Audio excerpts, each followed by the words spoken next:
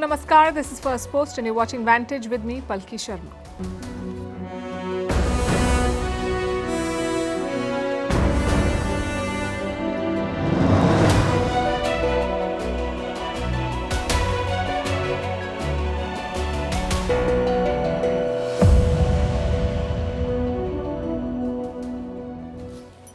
Dhaka is on edge. Former Prime Minister Sheikh Hasina has been sentenced to death for crimes against humanity. She has rejected the verdict. Tonight, we look at what happens next and why this could set Bangladesh on fire. Over in the Caribbean, they're bracing for war. Donald Trump is deploying more firepower and on the verge of designating the Venezuelan president a terrorist. But he's also hinted at talks with Maduro. Meanwhile, India has declared a historic first, the first deal to buy gas from the United States. We'll tell you why this is significant. In the East, it's China versus Japan over Taiwan. The row is escalating with patrols, warnings and falling stocks. A tragedy in Saudi Arabia where a bus crashed has killed several Indians. Is Tim Cook leaving Apple? Who will take over and what is his legacy? Also a report on India's new Rudra brigade. What is it and why does it matter? How crypto has become a den of illicit money to the tune of $28 billion. And what is brain fog? How do you feel it? And what can you do about it? All this and more lined up. The headlines first. South Korea proposes talks with Pyongyang to avoid border clashes. Seoul wants to ease military tensions with the nuclear-armed North. If Pyongyang accepts the proposal, it will be the first military talks between the two sides since 2018. Technically, Seoul and Pyongyang remain at war. External Affairs Minister S. Jaishankar meets his Russian counterpart in Moscow. Earlier today, he landed there for a 3-day visit. This comes ahead of Russian President Vladimir Putin's visit to India next month. Tomorrow, Jaishankar will be leading the Indian delegation at a meeting of the members of the Shanghai Cooperation Organization. In Denmark, websites of several political parties have been hit by a cyber attack. This comes on the eve of local and regional elections. Pro-Russian hackers have claimed responsibility for the attack. Last week, the same group had targeted several Danish government websites. Germany is set to remove restrictions on arms exports to Israel. Berlin has imposed the curbs in August. It was in reaction to Israel escalating its offensive in Gaza. Germany has been one of Israel's staunchest supporters, but in recent months, Berlin has been critical of the Netanyahu government. And Taiwan adds advanced semiconductor equipment to its export control list. Taipei makes nearly all of the world's most cutting-edge chips that power artificial intelligence. The US has already restricted the sale of such chips to China. Washington fears that they could be used to advance Beijing's military capabilities.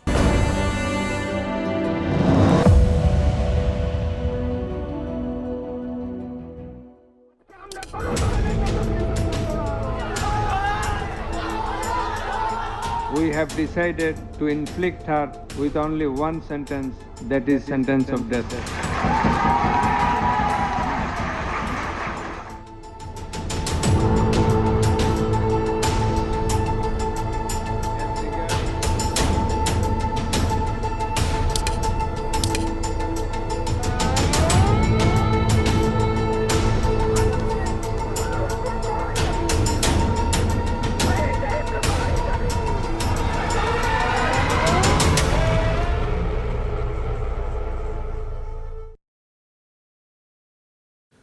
It's a tense Monday in Bangladesh, a day nobody would have seen coming. Not last year, not last decade, not even in the last century. Because today, Sheikh Hasina was sentenced to death. A former prime minister, an icon of democracy, the daughter of Bangladesh's founder, and today she is a convict facing death. It's a massive moment in the country's politics, a moment that could quickly devolve into violence and chaos. So tonight, let's take a closer look at Dhaka. The day began with some tension. Everyone knew that Sheikh Hasina's verdict was due today. Her case was being heard at a special tribunal. Her charges included mass murder and use of lethal force, basically crimes against humanity. In the morning, security was beefed up at the tribunal. Several protesters also turned up near Hasina's ancestral house. At one point, even clashes broke out.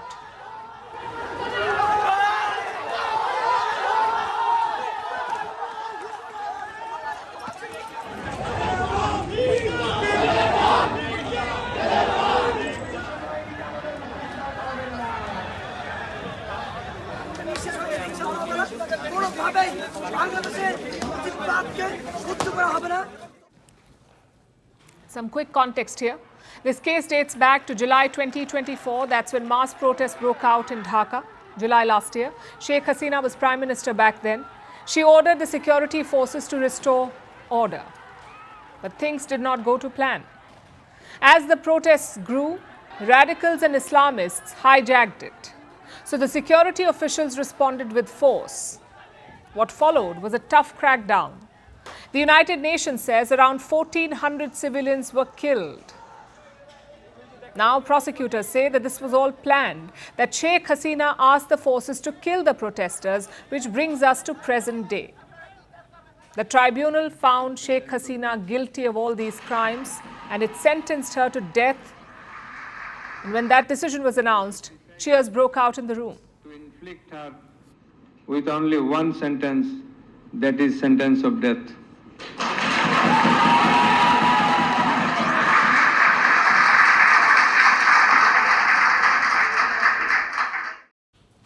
As expected, Sheikh Hasina has rejected the verdict. Let me quote from her statement. The verdicts announced against me have been made by a rigged tribunal established and presided over by an unelected government with no democratic mandate. They are biased and politically motivated. Sheikh Hasina goes on to make two crucial claims. Number one, the trial was rigged. She wasn't even allowed a lawyer of her choice. Instead, the state appointed a lawyer. So she's calling this trial a rigged one. And number two, this trial is meant to destroy Hasina's political future. That's what she says. It's not about justice, it's about politics. And Hasina backs up this claim with a dare. She is asking the interim regime in Dhaka to take this case to the ICC. That's the International Criminal Court in The Hague. This court, ICC, specializes in crimes against humanity. So Sheikh Hasina says, let's have a trial there. But for some reason, Dhaka has not done that. Instead, they're celebrating this verdict. And frankly, it's not surprising. The new rulers of Bangladesh are keen to stamp out the liberation legacy. They don't believe in a secular, progressive country. They're pushing for an Islamist Bangladesh. And today's verdict is a key moment in that transition. The question is, what happens next? Well, there are two things to watch out for. One, what will Hasina supporters do? She still has thousands of loyalists in Bangladesh. Will they hit the streets or will they pursue legal means? That's the most important question to watch out for. Sheikh Hasina's party is sounding defiant and angry. They're preparing for war, they say. The verdict declared today, Bangladesh's people refused it. They don't accept it. Never will. To protest this verdict, a countrywide shutdown will be effected tomorrow. Our war will continue and get more severe as long as the illegal Yunus government does not step down. Hasina's party has called for a nationwide lockdown tomorrow. There will also be protests. They plan to organize protests from November 19 to 21st. And this is an ominous sign in Bangladesh. This is a country where power resides in the streets. Sheikh Hasina herself used street protests to restore democracy. The same streets forced her to flee in 2024. All indications are that her party wants to mobilize now. They want to protest and fight. Let's see if they can back up all this talk. Secondly, there's a question that concerns India, because that's where Sheikh Hasina is. In India. She's been living somewhere in New Delhi since 2024, since she fled Bangladesh, and Dhaka wants her back. Listen to their statement today. I'm quoting again. We call on the Indian government to immediately hand over these two convicted individuals to the Bangladeshi authorities. This is also an obligation for India under the existing extradition treaty between the two countries. So will India agree? New Delhi has reacted to the verdict. It has simply noted Sheikh Hasina's conviction. India has also promised talks to further democracy in Bangladesh. Nothing at all about extradition in that statement. Now, we do have an extradition treaty with Bangladesh, but that treaty has exceptions. It says India can deny the request on multiple grounds. For example, if the charges are in bad faith. So expect New Delhi to push back. Having said that, This will be a tumultuous period for the region. A lot depends on Sheikh Hasina's party. Can they mobilize to fight this verdict? Or have they run out steam after 15 months of crackdown? We'll be tracking this one closely for you.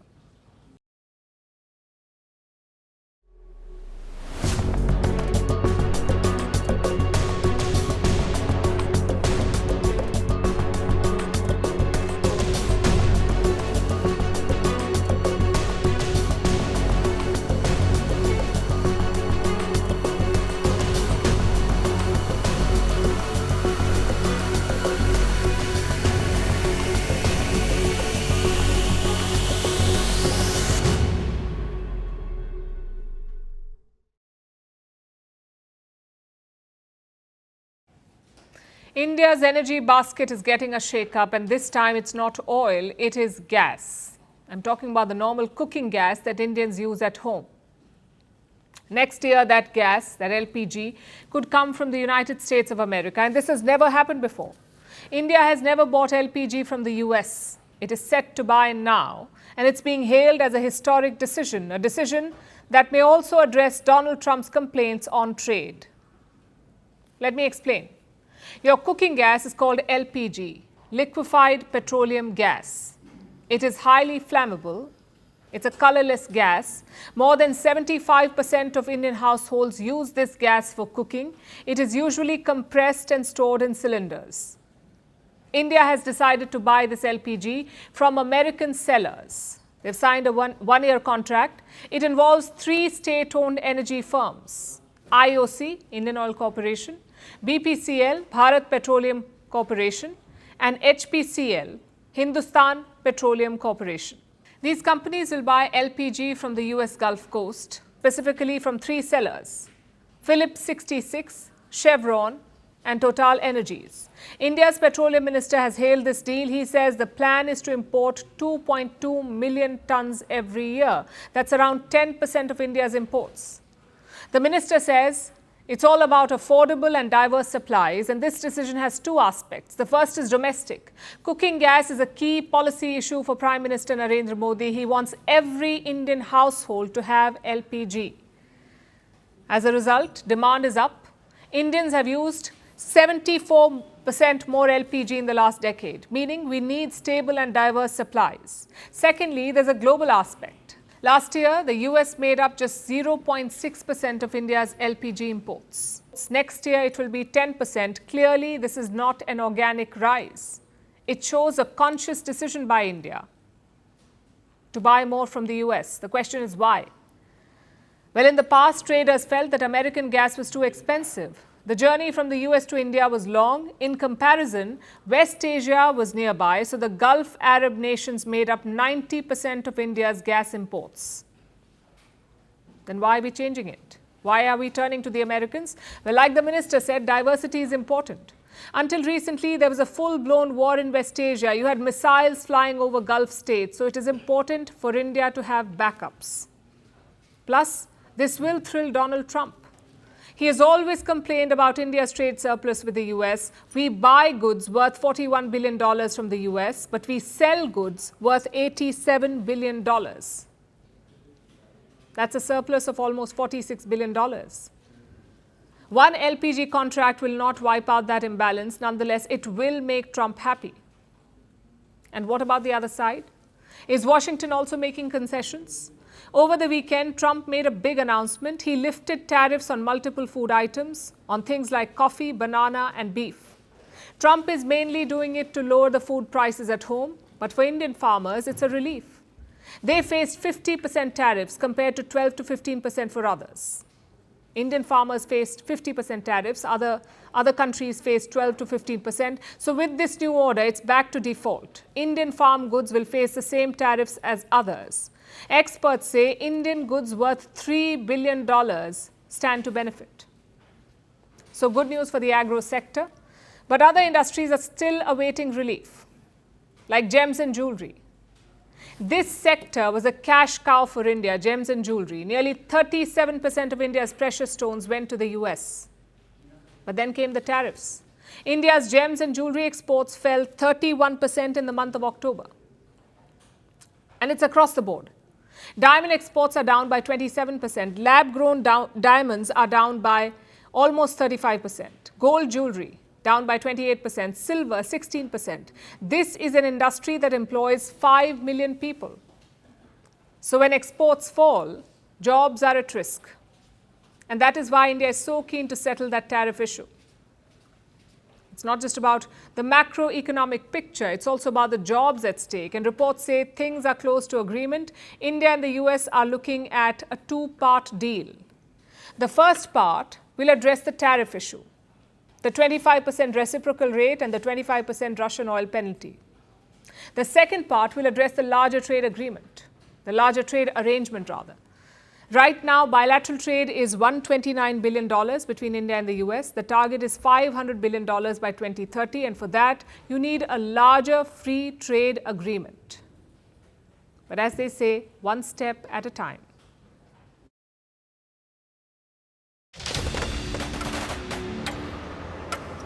And we always do this with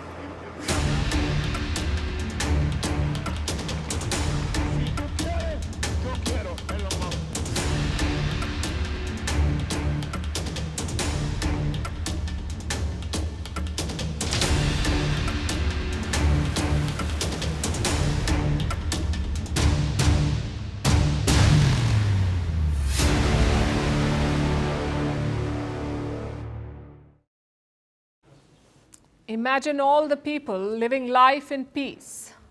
These are the lyrics of John Lennon's 1971 song, Imagine. And why are we talking about it today?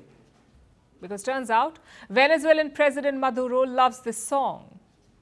He doesn't just love it, he performs it. He even sang it to crowds in Caracas. Imagine us people. Mira, son jodedores, vale. Now, Maduro may be singing about peace, but his country is on the edge, courtesy the United States of America, more specifically US President Donald Trump. The way he's going, he may be pushing this region into war. The question is Trump planning to invade Venezuela? Will he attack? Because what's unfolding in the Caribbean does not look like a casual naval pit stop. It looks like preparation. What you're seeing is the USS Gerald R. Ford. It's the largest aircraft carrier on the planet. And right now, it is in the Caribbean waters. On board are 60 aircraft, including F-18s. That's a lot of firepower. Plus, there are 1,200 US sailors and Marines in this region. 12,000. The Pentagon calls this Operation Southern Spear. And it's making even close US allies uneasy. The UK and Canada have pressed pause on intelligence cooperation. This is after Washington's controversial boat strikes. Since September, the US has launched 21 strikes on what it calls drug-running boats. They've attacked 21 boats. They've killed more than 80 people, 80. The Americans say that they were part of Venezuelan drug cartels, but there is no public evidence of this. Critics say the American strikes are unlawful. Lawyers say Washington is operating in a legal gray zone, but the Trump administration does not care. It is doubling down. It is set to designate Venezuelan drug cartels as terror groups. We are talking about the cartel de los Soles. And what is that? It's a loose network of Venezuelan military and political figures. The Americans say together they are involved in drug trafficking. And the US had sanctioned it earlier, this network. They'd sanctioned the network, but now they're labeling it as a terrorist organization because calling them terrorists gives the United States a much bigger toolbox. It means more aggressive crackdowns. And here's the important part. Washington claims that President Maduro leads this cartel de los Soles. So this designation of them being terrorists is basically like the Americans calling the Venezuelan president a terrorist, a charge that Maduro has obviously denied vehemently. But what's in it for Washington? Why are they doing this? What are they trying to do here? What is their end goal? Trump was asked about this and he seems to be suggesting talks with the Venezuelan president. With the designation of that cartel associated with Maduro, does that mean that the U.S. government can target Maduro's assets or infrastructure inside Venezuela? It allows us to do that, but we haven't said we're going to do that. And we may be having some discussions with Maduro, and we'll see how that turns out. They would like to talk. Now, here's the uncomfortable truth. No one wants a war, but everyone seems to be preparing for it. On one side, there's a US president who likes decisive gestures. A region flooded with American warships, a political climate in Washington that rewards displays of strength. On the other side, there's a Venezuelan leader who is convinced that the US is plotting to remove him. A military mobilizing for an asymmetric conflict and civilians preparing for the possibility of invasion. Add mistrust, miscalculation, and military hardware to this mix, and you have a classic recipe for accidental escalation. Because wars do not always begin with decisions. Sometimes they begin with misunderstandings. So what happens next? Well, there are three paths from here. Number one, diplomacy. Talks begin, tensions cool, both sides claim victory, and this would be ideal. The second path is limited strikes. The US expands its boat strikes, it targets terrorist infrastructure, as it puts it, but it avoids full invasion, essentially a shadow war in the region. That's the second option. The last one is a full-scale military action. There are ground operations and an attempt at regime change. Now, this is the scenario, the third one. This is the scenario that every capital in South America fears, and multiple episodes in their history warn about. So which of these three paths will the United States and Venezuela take? Right now, the answer depends less on strategy and more on temperament. In a region that has seen coups, invasions, sanctions, and secret wars, all it takes is one spark to turn into a wildfire.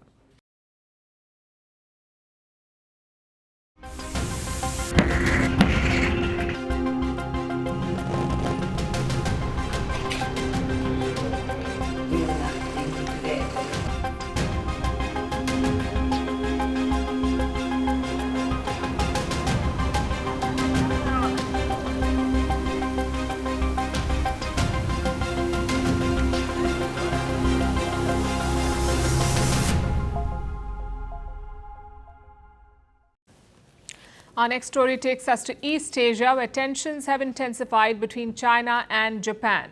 The trigger was just one remark about Taiwan. And within days, it has turned into a full-blown diplomatic standoff. Envoys have been summoned, travel warnings have been issued, Coast Guard ships are on the move, and Japan's markets have reacted. So tonight we'll try and break down what happened, why both sides are angry, and why this matters for the entire region. Let us begin with the remark that started it all.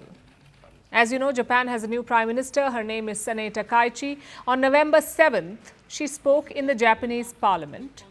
She was asked what Japan would do if China attacked Taiwan. If China attacked Taiwan, what would Japan do? That was the question. Prime Minister Takaichi said that it would be, and I'm quoting, a survival-threatening situation for Japan, that it could trigger a Japanese military response.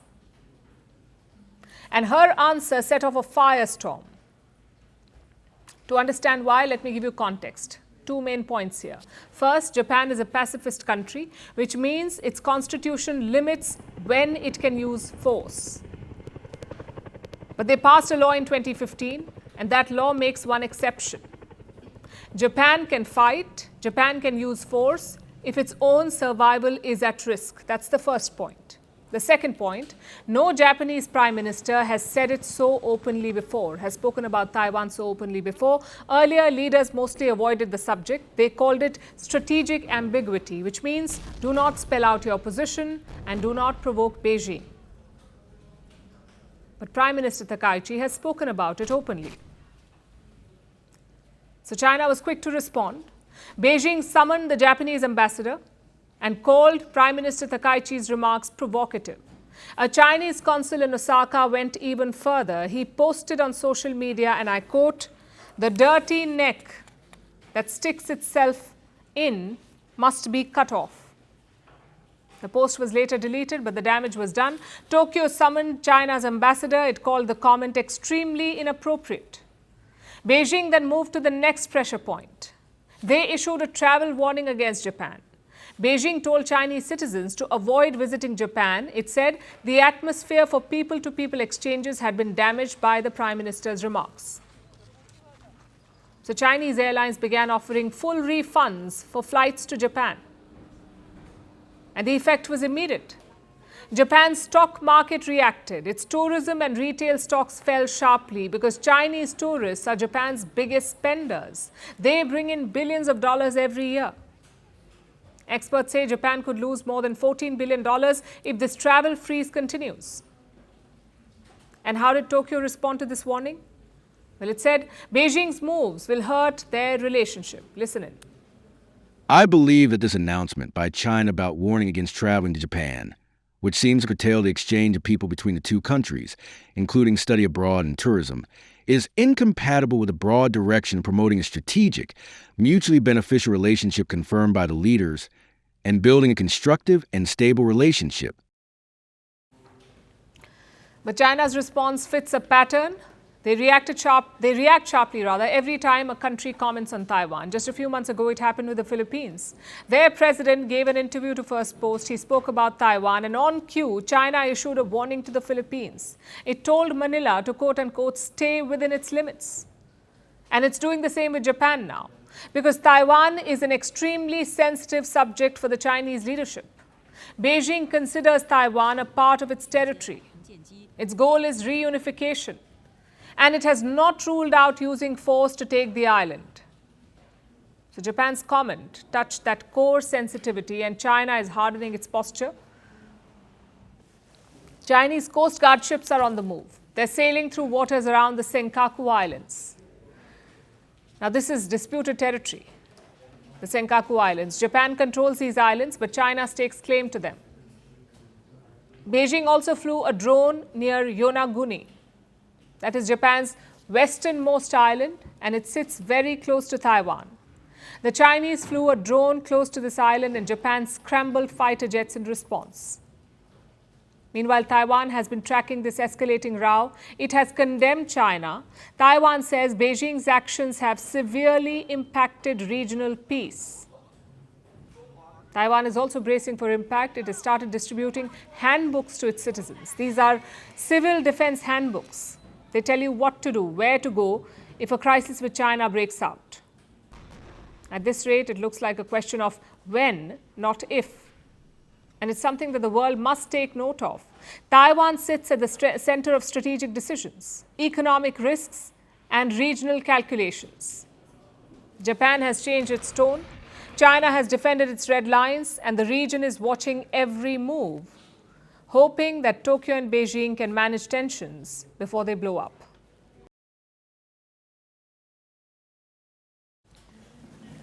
Our next story is from Saudi Arabia, where a bus carrying Indian nationals has crashed. It happened on the road between Mecca and Medina. Mecca is Islam's holiest city. Medina is the city where the Prophet Muhammad is buried. The route between these two cities is one of the busiest pilgrimage corridors in the world. The passengers on this bus were traveling for Umrah. Umrah is a short pilgrimage to Mecca. It can be performed at any time of the year. This group had come from the South Indian city of Hyderabad. They traveled as a group of 54 members. 46 of them boarded the bus. The bus collided with a fuel tanker and caught fire. 45 passengers have died. Only one person has survived.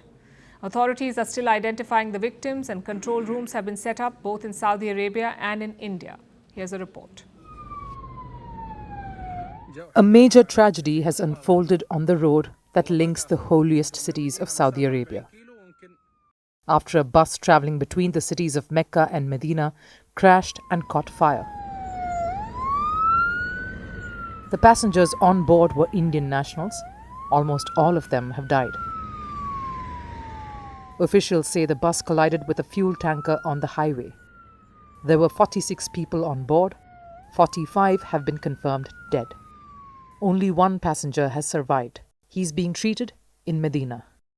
Rescue teams say the fire has made identification difficult. Many bodies were charred. Saudi authorities and Indian diplomats are working together to confirm each name. Most of the passengers were from the Indian state of Telangana. They had travelled as part of a group from the Indian city of Hyderabad to Saudi Arabia earlier this month. The group had 54 members. They were performing Umrah. Umrah is a short Islamic pilgrimage to Mecca that can be done at any time of the year. After completing rituals in Mecca, the group prepared to travel to Medina. But not everyone took the same route. Some members stayed back in Mecca. Others went to Medina by car. The 46 who boarded the bus were the final batch still traveling. The Consulate General of India has set up a 24-hour control room in Jeddah. Helplines are active for families seeking information. A separate control room is also operating in Hyderabad. Officials are matching passenger lists and tracking the survivors' condition. India's Prime Minister Narendra Modi has expressed his condolences. He says he's deeply saddened by the tragedy. He also says Indian missions in Saudi Arabia are providing all possible assistance. State officials in Telangana have also announced support for the affected families. The state government has approved financial assistance. A delegation of officials will also travel to Saudi Arabia to help with procedures and last rites. This accident is not the first of its kind. Saudi Arabia has seen several serious road crashes involving pilgrims in recent years.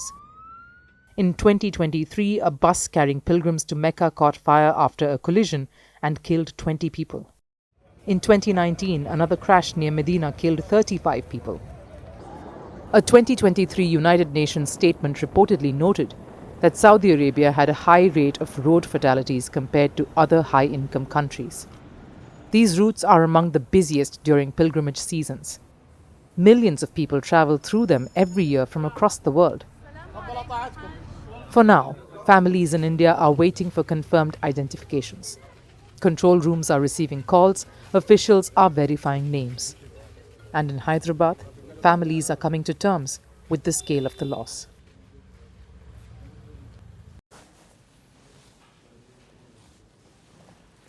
The year was 1998. Tim Cook had a secure job at Compaq. He was getting paid well, he had a good position, it was almost like the dream job. At that time, Tim Cook got many offers from Apple, but he refused all of them. And remember, this was not the Apple of today. This was Apple before the iPod, the iPhone, iTunes, all of it. The company was struggling, in fact. So Tim Cook made the obvious choice and he refused to join Apple until something changed his mind, or someone.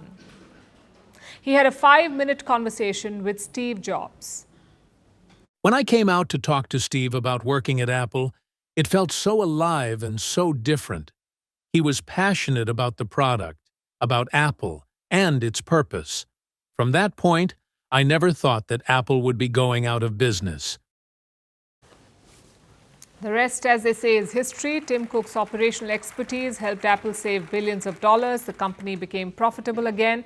In 2011, Tim Cook became the CEO of Apple. Today, he served at the helm longer than Steve Jobs. But now there is talk of him stepping down. Reports suggest that he could step down as CEO as early as next year. And who will replace him? Well, Apple is planning for the succession. Tim Cook says there are very detailed plans. Chances are it will be an internal candidate. It is not clear who it will be, but reports say the top choice is this guy, John Ternus.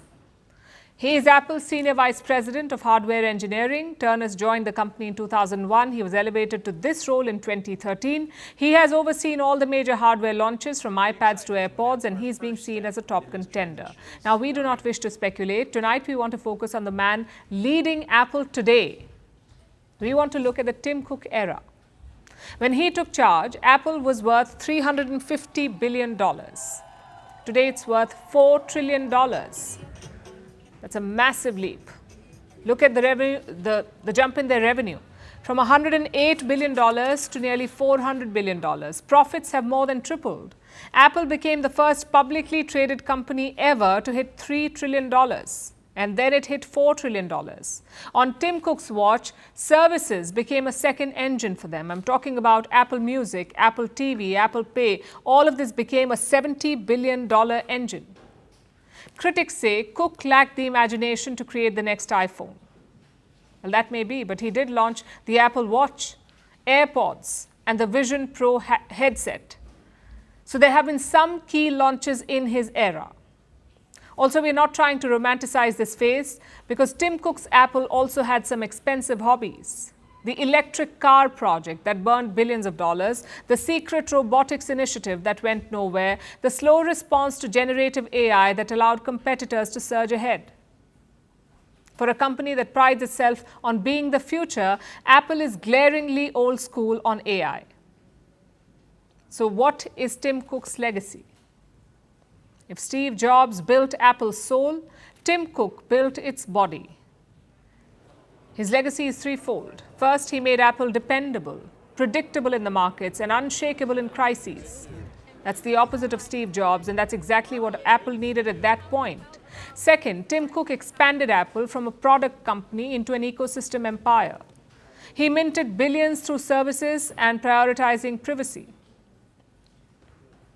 And third, he missed the AI train. Apple focused on too many side projects at one point, at the same time. But it has not managed to crack artificial intelligence. And that may be the next CEO's biggest challenge, reinventing Apple for an AI-first world. That's the challenge. Currently, the company faces many headwinds. A stiff competition in the world of AI, slower iPhone growth, rising regulatory heat, shifting manufacturing geopolitics, and of course, the pressure to invent the next big thing, the next thing after the iPhone and the MacBook. So the next CEO of Apple may not have to be a visionary artist like Steve Jobs or a logistics monk like Tim Cook, because Apple now needs a hybrid, someone who can dream and execute at trillion-dollar scale.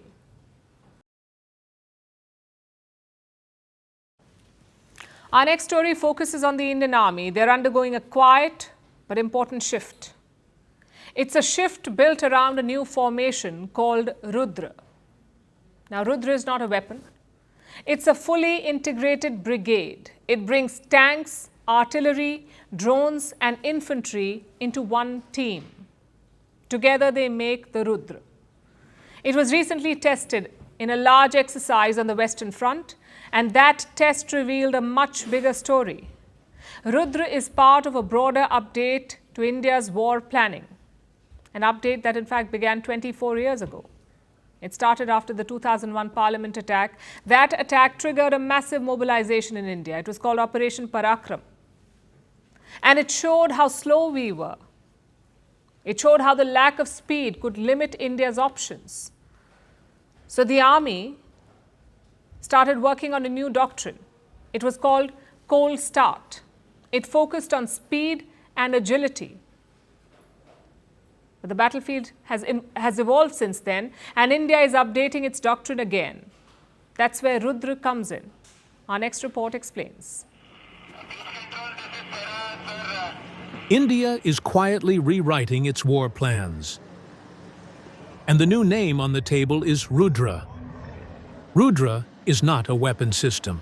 It is a new kind of brigade, a fully integrated all-arms formation. It is designed to train together, move together, and fight together.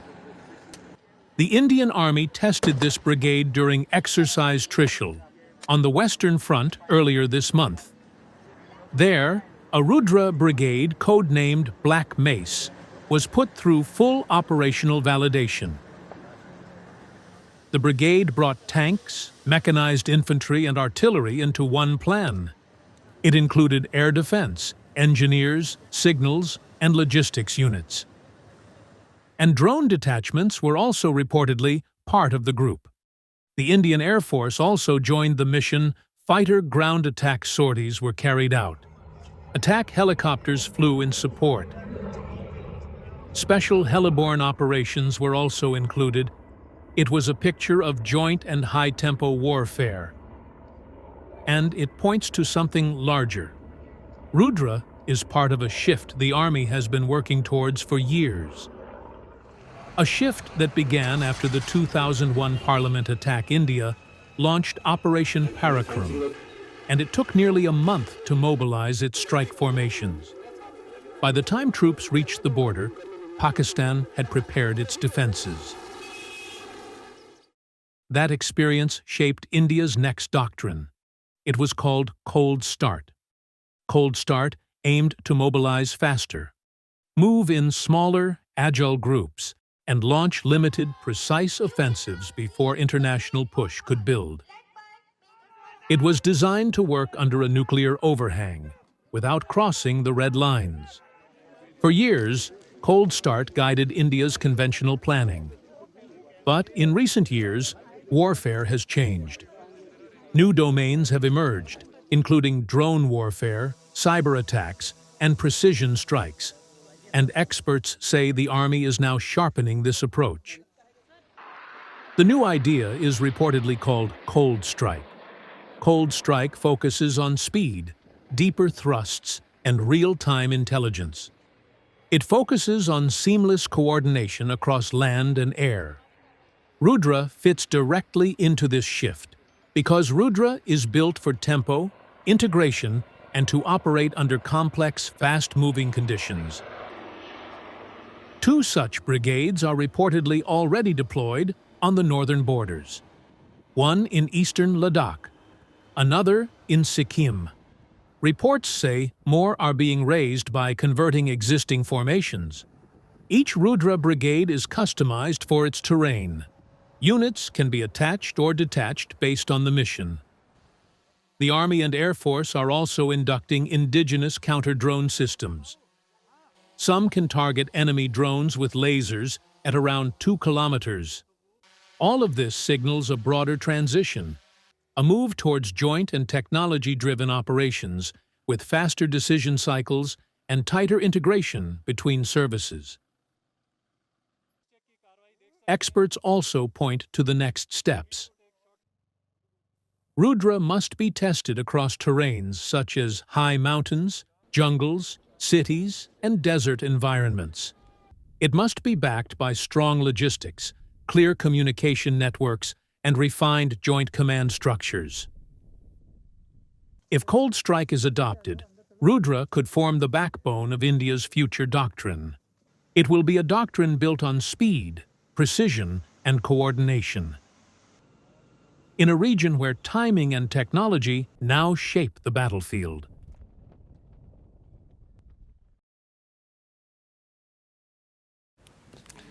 Tech bros say cryptocurrency is the future. It's fast, expansive, and confidential. But here's what they won't tell you. Crypto remains a den of illicit activities and money. It's been a problem since the so-called crypto revolution started, but now we can put a number to it. $28 billion, that's how much illicit wealth is lying in crypto exchanges, $28 billion. We're talking about money from scams, extortions, and even terrorism. And it's a timely reminder for the world. Everyone is in a race to become the crypto capital, but are we ready for the regulatory challenges ahead? Our next report tells you. 38 news outlets, 10 months of investigation, and one stunning revelation. The crypto world has a $28 billion dirty money problem. It's become the go-to platform for bad actors, whether it's hackers in North Korea, or scammers in Myanmar, or extortionists in America. Around $28 billion of their illicit wealth is parked in cryptocurrencies. The reasons are obvious. Crypto exchanges offer global connectivity and secrecy. You can use your ill-gotten dollars or euros to buy cryptocurrency. With the click of a button, you can transfer it to the other side of the world. From there, you can convert the crypto to currency again. It's an ideal platform for illicit activities. The joint media investigation has unearthed some of the filth. Crypto exchange Binance handled $400 million from Huyoni Group, a Cambodian laundering front. They also got $900 million from North Korean hackers. In India, at least 27 crypto exchanges have been flagged since 2024. Put together, they have scammed $73 million out of more than 2,800 people. If this information is known, why isn't there a crackdown? In the past, some exchanges have faced the music. Binance cut a deal with the US government in 2023 after being charged with money laundering. That too, for groups like Al-Qaeda and Hamas. Eventually, Binance paid $4.3 billion to settle the case. Yet 2 years later, the racket continues. What can governments do to tackle this? In the US, it's bonus season for crypto exchanges. Donald Trump wants to turn the US into the world's crypto capital. His family has a crypto firm of their own. Back in May, Binance signed a $2 billion deal with Trump's firm. So forget cracking down, the US is embracing crypto. Here in India, it's more complicated. The government has imposed steep taxes on profits from crypto. The goal is to discourage wild speculation. As for regulation, the Indian government is wary. It has opted for case-by-case regulation instead of a blanket law. An RBI document reveals why. India feels regulation will grant legitimacy to cryptocurrencies, that it will make the sector acceptable to the public. This is a challenge faced by countries around the world. Yes, they want to capitalize on the crypto rush. At the same time, they want to protect their consumers from scammers. So, what's the solution? The future of crypto regulation lies in global cooperation. A set of worldwide rules that will keep this worldwide network in check.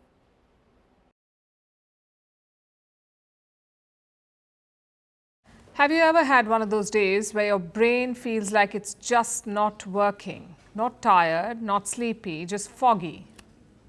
You're forgetting words you use every day. You reread the same sentence 5 times. You stare at your laptop screen lost, and then a thought hits you. Am I just losing my mind? Well, the answer is likely 2 words: brain fog. But what exactly is it? What is brain fog? Well, here's the twist. Brain fog is not a medical diagnosis. It's a feeling with very real consequences. People use the term when their brain behaves like a slow device. You have trouble focusing, you forget things. There's difficulty following conversations. You have slow reaction time. Words get stuck somewhere between the brain and the mouth. And the condition is not new, it's been around for centuries, but it's only recently that we started calling it brain fog. In 1817, physicians described it as the clouding of consciousness. In the late 1900s, patients with chronic illnesses talked about the term brain fog. In the 2010s, the term slowly entered medical literature, but it was only during the Wuhan virus pandemic that it became popular. In the last 5 years, we learned about long COVID, living with long COVID, and that pushed brain fog into the headlines. It's now become household vocabulary. And now we use it every time we forget why we opened the fridge. But why does it happen? Well, there are many reasons behind brain fog: poor sleep, high stress, nutritional deficiencies, hormonal changes, dehydration, excessive screen time, certain medications, chronic diseases, autoimmune disorders, and like I said, long COVID. Also pollution. Pollution is a major cause of brain fog. Neuropsychiatrists say polluted air does not just choke your lungs, it stresses your brain. It disrupts the flow of oxygen. It interferes with the body's ability to maintain internal stability. Think of your brain as a high-performance machine. Think of bad air as a handful of sand thrown into that machine, not once but multiple times a day. Yes, the fog outside becomes the fog within. And here's how it works medically. The human brain has 86 billion neurons. A neuron is a cell that carries information between the brain and other parts of the body. Now, all of these external factors that I mentioned cause your brain to inflame. So your neurons, those cells that carry information, they slow down. Memory processing weakens. The cognitive load increases and your brain switches to survival mode. It's like trying to run a marathon without proper shoes. I guess the question is, can you fix it? Can you fix brain fog? I'm afraid there is no magic pill. It's easy to say, let's limit screen time, let's get off our devices, but we know that it's easier said than done because our entire lives now are built around them. Having said that, there are some habits that can help you boot your brain. First is sleep. Sleep like it's your second job, ideally 7 to 9 hours a day. A healthy diet also helps. Think less sugar, more vegetables. Third, hydrate like your brain depends on it because it literally does. Fourth, move your body. A 30-minute walk can increase brain oxygenation. 5, give your mind breaks, micro breaks, meditation, hobbies, daydreaming. You heard that right. Daydreaming is literally a cure. And last, talk to people. Social engagement keeps neurons firing in ways that screens never can. And do remember, humans have always experienced mental haze. What's new is the number of triggers we face. We've built our lives optimized for burnout. Screens, deadlines, noise pollution, air pollution, notifications, 5-second attention spans. Brain fog may not be new, but it has turned into a growing epidemic. So the next time your mind feels heavy, just know that your brain may not be broken, it's just overloaded. And like any machine, it just needs rest, fuel, and a little room to breathe.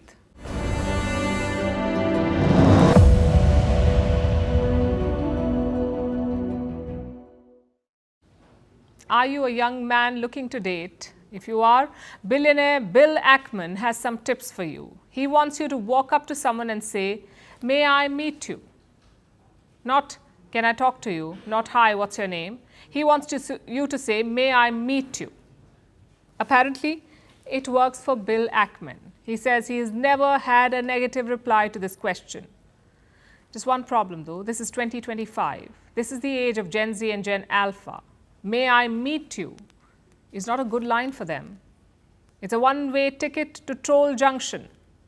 That's exactly what happened to Bill Ackman.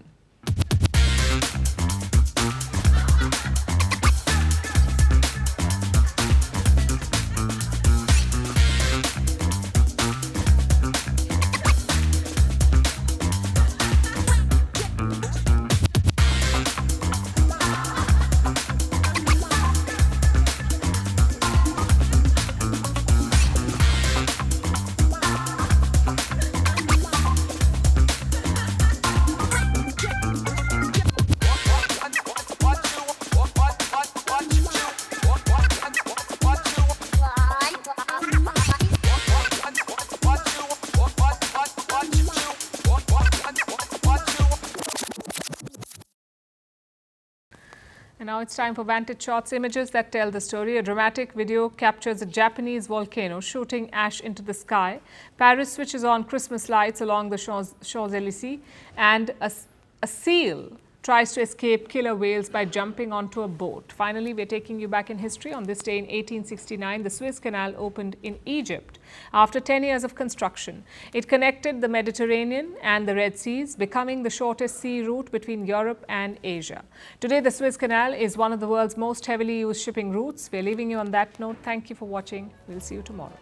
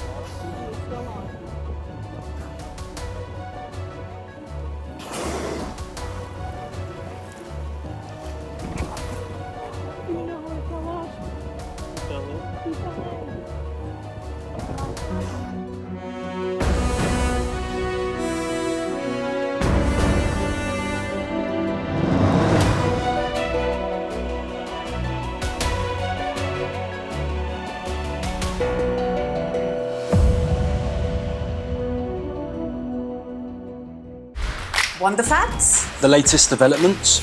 News that gets straight to the point. Well, we've got all three just for you. This is Firstpost Live, a brand new show, your window into what really matters. Don't miss it.